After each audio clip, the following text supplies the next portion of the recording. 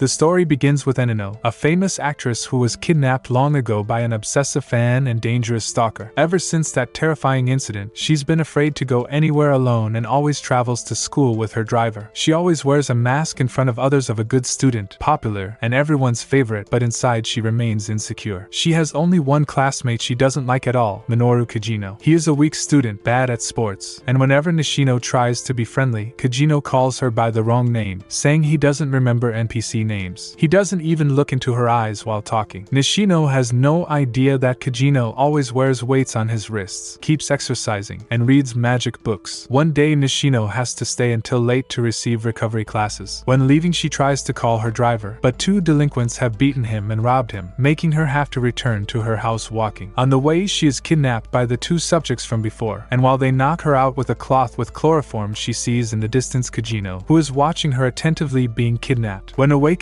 she is in an abandoned warehouse, and the kidnappers warn her that they already asked for ransom from her father, but one of them wants to take advantage to abuse her. Meanwhile, Kajjino has followed them to that place. He removes the weights from his wrists and puts on a ski mask to enter and save her. He breaks the glass roof and lands in front of her, presenting himself as the elegant hunter of ruffians. The kidnapper who was about to violate her grabs a pistol to kill him, but Kajjino manages to finish him without problems. The other says he is a former soldier and decides to fight against Kajjino using his own hands, while Kajjino decides to fight using two metal bars that he carries with him. The former soldier fights very well, surpassing him by a lot, but then Kajjino shows that the script is on his side and begins to hit him with the bars as if he were a piñata. When finishing, he approaches Nishino. She is very scared of him, but he only frees her and leaves. The next day, Nishino greets Kajjino as she always does, only this time he returns the greeting and even remembers her name. It seems that they are finally going to get along and be friends, but shortly after they give the news that Kajjino was run over by a truck, and you already know he reincarnated in an ice guy. In this new world, he can use magic and is the leader of an organization called Shadow Garden, and from the shadows he dedicates himself to fighting criminals and dismantling the secrets of this world, achieving at last his dream of becoming the eminence in the shadows. Our protagonist reincarnated in this new world, now being Sid Kajjino. Despite being only a baby, he preserves all his memories and mentally continues being a teenager. He does not need to cry like the other babies, but decides to do it to pass unnoticed. At 10 years old, despite being very powerful, Sid decides to hide his strength so that he can live in the shadow of his sister Claire, who can destroy a large rock with only her sword and some magic. At night, Sid dedicates himself to fighting bandits. He has a sword made of slime with which he can finish everyone in a blink, and he also has a slime-made suit that protects him from any attack. After unaliving some bandits and checking the loot, he sees that in a cage there is a strange deformed being, and seeing magic coming out of it, he takes it home to experiment on it. Seeing it only as an amorphous mass he can hurt as much as he wants. Days later, while experimenting, the mass becomes a cute naked elf. Before she wakes up, Sid prepares his performance as the eminence in the shadows, trying to look as cool as possible. He tells her several lies that later become true, that he broke a curse placed on the descendants of heroes, that 3 heroes defeated the demon Diablos and saved the world, and that the cult of Diablos distorted the story and placed the curse to revive the demonic being. As Chanibio, he presents himself as Shadow and asks her to join him, calling her Alpha. The elf decides to gather more people to expand the organization, and she forms the Shadow Garden. 3 years later, Sid trains with his sister, and even though he is stronger and can defeat her without her noticing, he lets himself lose to seem weak. When Claire turns 15, she must go to Midgar Academy to join the Dark Knights, but the day before she is kidnapped, the Shadow Garden investigates and discovers the culprits are the cult of Diablos and that she is a descendant of heroes. Sid does not believe it because he invented everything and thinks a common bandit kidnapped her. Beta shows him a map with the cult hideout. Sid tries to look cool, throws a knife saying there is my sister, and even though he misses, Beta assumes it is a secret base. The kidnapper was Viscount Grek, who heard Claire once showed possession and wants to also kidnap Sid to experiment. The Shadow Garden arrives and defeats everyone like flies, declaring their goal is to destroy the cult of Diablos, shocking Grek because the group is secret. Grek takes a power pill, but Alpha still surpasses him, so he escapes through a hole. Alpha thinks he is going towards Shadow because he predicted everything, but actually Sid just got lost. Grek confronts Shadow, takes the whole bottle of pills and becomes stronger, but the protagonist with the script on his side is still far more powerful. Grek explains the world is darker than he thinks, remembering his daughter's curse and why he joined the cult. Shadow calmly says he will go deeper into that darkness and kills him. Sid still thinks he just beat a normal bandit. The next day, Claire returns healed, heads to the academy unaware her brother saved her. Watching the sunset, Sid thinks thinks of staying with Alpha and the others until he is old enough to enter the academy and fight someone powerful. But suddenly Alpha and the rest say it is time to leave because there are many more cult members in the world and they plan to split up to defeat them. The protagonist thinks they simply grew up and realized the cult's story was just to convince him to help her. She throws him a gold coin, turning him into her dog. Since then, for 2 weeks they have gone together everywhere so that everyone sees them as a couple. While eating ice cream, Alexia confesses to the protagonist that she does not like Professor Xenon because he is too perfect. She thinks that someone without defects must be hiding something. Unlike Sid, with whom she can trust because she sees him as someone full of defects, mediocre, and without remarkable qualities. While returning on the train, she opens up to him. She tells him that she works very hard in fencing, but despite her efforts she is terrible. That's why everyone calls her mediocre fencer. Sid tells her that he likes her style. This is the same thing that his sister told Princess Iris, who is the best Chinese sword in the kingdom. Hearing her say that after losing a competition made her feel pathetic, and since then she hates her style. Despite this, Saidi tells her that he does not care about people. Even if 1,000,000 people died, it would be the same to him. But there are certain things that do matter to him, and her style is something he likes. This makes her angry. She points her sword at him and gets off the train upset. The next day, Sid thinks that their relationship has ended, not imagining the problem that awaits him. When arriving at the school, Professor Sinan, along with other professors, inform him that Alexia has disappeared and he is the main suspect. In a dungeon, Alexia wakes up chained with chains that inhibit magic, but she is not alone. In that place, there is also a kind of deformed woman with scars all over her body. A crazy cult member arrives there. He wants to take her blood, since it is the blood of heroes and he is going to use it to create a demon. Meanwhile, the protagonist is being interrogated. They removed his clothes and beat him to force him to talk. This does not hurt him. Instead, he enjoys this situation so typical of secondary characters. Since his interrogators behave like NPCs, he decides to beg for his life to show that he is the most NPC there. After 5 days, Alexia is full of needle pricks, has food smeared on her body, has a completely empty look and lets them take her blood without resistance. Sinan informs Director Iris that they have not managed to make Sid talk. Faced with this, Iris decides that they free him, but asks Xenon to continue watching him. The fact that they have caught her brother makes Claire protest in the courtyard, but without achieving anything. She only looks like a crazy girl. When returning to his room, Sid finds Alpha. She gives him a hamburger and informs him that the organization has been growing. Also, the investigation of the cult of Diablos is progressing very well, although he thinks that in reality they have dedicated themselves to having a normal life and that sometimes they go to visit him to play along. Alpha tells him that the cult was the one who kidnapped the princess to experiment with her hero blood. All this while she removes his tie and shoes and questions him why he had a girlfriend behind their backs. Before leaving, she tells him that she will notify him when they are ready to attack. After this, Sid buys wine, paintings and expensive furniture, all to continue with his delusions of being the eminence of the shadows. That night, Beta arrives to inform him that 114 members of his organization have arrived to take charge of the cult's hideouts, something Sid does not believe and instead thinks they only hired extras. Beta informs him what each member of Shadow Garden will do. Then Sid gives her a letter and tells her that he will be the one to start the attack. Upon leaving, he meets the two who interrogated him. They try to frame him and beat him, but this time they face the eminence of the shadows, who kills them in seconds, starting the attack on the cult. Several buildings are attacked by the Shadow Garden, causing chaos in the city. Seeing that the cult's hideouts are coming to light, Princess Iris decides to join the fight. Hearing the explosions, the guy who has Alexia decides to gather his things to flee, but before that injects a lot of blood into the creature, turning it into a great monster and causing his own death. The creature frees Alexia. Then she takes a sword to escape from that place. Leaving her cell, she finds Xenon. He confesses to her that he ordered her kidnapping and financed the experiments of that guy. This makes Alexia relieved, since she had always thought he was crazy. Alexia tries to defeat him, but no matter how much magic she uses, Xenon is superior and defeats her immediately. When everything was lost, Shadow arrives from the shadows wearing his black slime suit. To mock Shadow, Sinan tells him that his little group only attacked small hideouts of the cult and did not attack anyone important like him, who is a key member of the cult. Alexia tries to defeat him, but no matter how much magic she uses, Xenon is superior and defeats her immediately. When everything was lost, Shadow arrives from the shadows wearing his black slime suit. To mock Shadow, Sinan tells him that his little group only attacked small hideouts of the cult and did not attack anyone important like him, who is a key member of the cult. After this, he charges at him with his sword to kill him, but Shadow dodges and returns the insult, asking him where that supposed key member of the cult is. In the city, there is much chaos caused by the monster. It is so powerful that no one is capable of defeating it. To face it, Princess Iris arrives. She manages manages to cut it, but this does not help since, like Wolverine, the monster can instantly heal any wound. Alpha also arrives and tells the princess that she is only causing it pain, and she is the one who with a single cut of her sword defeats the monster and returns it to its human form. Witnessing this great feat, Iris wants to talk to her, but Alpha only says that she belongs to Shadow Garden and leaves. The fight between Xenon and Shadow continues. Seeing that Shadow blocks each of his attacks, Xenon increases the level of his magic, but this does nothing. The protagonist continues being someone far superior, both in strength and magic. While he fights, Alexia notices that although Shadow's technique seems excellent, actually his fencing technique is quite ordinary. In fact, his technique is very similar to hers. With this, she manages to see herself reflected in Shadow and begins to love her own fencing style. Xenon takes some pills to increase his power, but it does nothing for him since the protagonist is quite broken, and to finish the fight he uses his maximum power. This not only kills Xenon, but also causes a great explosion as if it were a nuclear bomb. The next day, Alexia tells Sid that she has learned to love her fencing style, and although Xenon is dead, she asks him to continue being boyfriend and girlfriend. Sid, with a smile on his face, rejects her. This makes her angry, and she cuts him with her sword. In the place, a great stain of blood remained, but since there was no body, it became known as one of the 7 mysteries of the Academy, the murder without a body. Somewhere else, the Shadow Garden talk amazed about the great power of Shadow and comment that a group has appeared that commits crimes while pretending to be the Shadow Gardens. Having witnessed what happened with the cult of Diablos and with Shadow Garden, Princess Iris has decided to create a new investigation group, the Crimson Order, which will be made up of her friends Glenn and Marco. It also turns out that in a cult hideout they found a strange artifact, so the princess asks Sherry Barner to help her decipher what that object is. At first she refuses, since she does not believe she is capable, but her father encourages her, saying she is very intelligent and he trusts her, and so that she is protected during her investigation. Princess Iris lends her the protection of the Crimson Order, and Alexia also offers to protect her, although she will never do anything useful. Meanwhile, Scale and Pole tell Sid that they have opened a chocolate shop in the city. Being something new and popular, they plan to buy it to give it to the girls and get girlfriends. While they stand in line to enter the shop, a girl asks Sid to accompany her to fill out a survey. This girl is No, a member of Shadow Garden, and the place she takes him is Gamma's hideout. It turns out that it was she who opened the chocolate shop based on what Sid told her about sweets from his world, and with this she has managed to amass a great fortune for the organization. In that hideout there is a throne where Sighted sits, and Gamma takes advantage to tell him about the assassin who pretends to be Shadow Garden. The protagonist thinks it is Alexia because she almost killed him recently, and says that he already knows who it is, earning even more admiration from Gamma. Before leaving, Sid asks for 3 boxes of chocolates to give them to his friends, and uses his slime to steal a gold coin without being seen. While returning to the academy, Sid hears sword noises. To be able to go see what is happening, he tells his friends that he must go to the bathroom. In an alley he finds Alexia fighting against some guys who say they are from Shadow Garden. She fights very well, but they are too many and she ends up seriously injured. At that moment Shadow arrives to fight them. He chases the fake Shadow Garden to the roof where they do not expect him and interrogates the criminal. Alexia informs Iris what happened. Then Iris says that she is determined to capture both the cult of Diablos and Shadow Garden because she does not want anyone to sow terror in her kingdom. The next day Sid and his friends decide to confess to the girls by giving chocolates. The first to attempt it is Skell, but he is too shy and the girl's boyfriend arrives to beat him. The second to attempt it is Pa. He decides to give chocolates to a girl whose entire information he has, such as her schedule, lingerie color, measurements, etc. This instead causes the girl to hit him for being a stalker. The last is Sid. He simply gives the chocolates to the first girl he sees, being Sherry, leaving her confused. Later, the girl's father explains that what he gave her was chocolate, a quite luxurious and popular sweet, and surely he gave it to her as a way of confessing. Since then, Sherry has not stopped thinking about Sid's confession, while she enjoys the chocolates he gave her. When Sid arrives at the academy, No approaches him wearing a uniform she took to go unnoticed. She tells him that she could not get information from the guy they caught, but upon investigating they discovered that the cult of Diablos has been kidnapping orphans with magical aptitude for years to drug them and brainwash them, and thus create the children of Diablos. None of this matters to the protagonist, since he is busy thinking about the Busim Festival, a festival in which the students sign up to fight with swords, and that his friends signed him up without even asking him. After thinking about it, Sid says that he can use this opportunity, but he must plan a good strategy, something he does not interpret as that they are going to do something against the cult. The day of the festival arrives. Sid has to face Rose Oriana, the president of the student council and the best swordswoman of the academy, someone whom Sid sees as an important character and whom he will use to test his 48 secret secret techniques. When the fight begins, Sid quickly puts fake blood in his mouth and lets himself get hit to use his technique of spinning while falling, and complements it by spitting a lot of fake blood. These are his 48 secret techniques to be a perfect secondary character. The referee is about to announce Rose as the winner, but Sid gets up to continue fighting, although in reality he does it only to continue being beaten and to be able to test all his techniques. When seeing how he keeps getting up, Rose thinks that he has great spirit, so she decides to attack him with more strength and finish everything. But just when she is about to hit him, the referee intervenes and ends the fight. Even though Sid has lost for having stood up so many times, he has earned Rose's respect. After this, Sid gets his head bandaged, and while walking through the academy he meets Sherry. She gives him some cookies as thanks, but Sid does not understand what she is supposedly thanking him for. Then she tells him that she only wants to be his friend, rejecting his proposal with the chocolates. But again Sid does not understand and thinks that she simply wants to be his friend. He accepts, making Sherry very happy, and she tells the good news to her father, who also becomes happy seeing that his daughter has made her first friend. Later, Sherry cannot stop thinking about Sid, and remembering that he was very close to Alexia, she goes to her room to ask her what kind of relationship they have. Alexia tells her that they already ended, and also that they only pretended to be boyfriend and girlfriend. This makes Sherry happy, and she tells her that they recently became friends. This clearly bothers Alexia, although she tries to pretend nothing is happening. After 5 days, Rose goes to Sid's classroom to tell him that they are looking for a new secretary for the student council. Meanwhile, the cult of Diablos places a barrier in the academy that prevents them from using magic, something that Sid notices instantly. After this, a group of terrorists pretending to be Shadow Garden enter the classroom. Rose tries to face them, but without having magic she cannot do anything to them. They are about to attack her, but at that moment Sid pushes her and receives the blow, falling to the ground with a large wound. This he did not actually do because he wanted to save her, but because he is very happy that there is a terrorist attack in his academy, and he wanted them to attack him, since in this type of stories they always attack the secondary character first. Rose cries for his death, thinking that Sid sacrificed himself because he loved her. After this, the cult takes them to the auditorium. Now that the room is empty, Sid hits his chest to restart his heart and heals his wounds with magic. Sherry continues investigating the artifact, but Rex, a member of the cult known as the Game of Betrayal, arrives to attack her and steal the artifact. Len and Marco manage to save her and stay fighting the terrorists, allowing Sherry to escape. Sid climbs to the roof of the academy and from there enjoys seeing such a clutch situation. An academy attacked by terrorists, the students in the auditorium and the order of knights outside debating whether they should enter or not. The only thing that bothers him is that the terrorists dress in black, since according to him that color should only be used at night. Since he still cannot appear as Shadow, he decides to attack the terrorists from afar. He sees that Sherry walks through the hallways, so he helps her by killing the terrorists without being seen. When she is about to fall from the stands, S catches her and together they reach her father's office, the vice principal of the academy. There they find a book that talks about the Eye of Greed, an artifact that blocks magic. Although Sid can continue using it since his spells surpass the capacity of the artifact, Sherry discovers that the Eye of Greed, after absorbing magic, releases it in a great explosion which will kill everyone in the auditorium. To avoid it, she must use the artifact she has been studying, the control unit of the Eye of Greed. This can store magic long term and prevent the explosion. Her plan is to finish coding it, then reach the auditorium through the hidden tunnels, bring both artifacts close and thus prevent the explosion. But for that she needs her tools that she left in her laboratory. Sid goes to bring them. On the way he meets Rex. He thinks that he is using some artifact to fight. Then he activates a net that works as a shield, but Sid enters and attacks him. He takes him to a room full of dead cult members and also unalives him. When arriving at Sherry's laboratory he meets No. She informs him that the Shadow Garden has already infiltrated the academy, and they are only waiting for his orders to attack, although because of the Eye of Greed they cannot use magic and it would be too risky. Sid takes Sherry's tools and with this she begins to decode the control unit. When night comes Sherry finishes deciphering the artifact, and now she can use it to disable the Eye of Greed. Through the bookshelf she enters the hidden tunnels and advances listening to how they murder her classmates. So friends, this is where today's part ends. You'll get part 2 very soon on my channel. Make sure to like the video and subscribe to the channel, so when I upload part 2, you'll be the very first to watch it. Thank you for watching.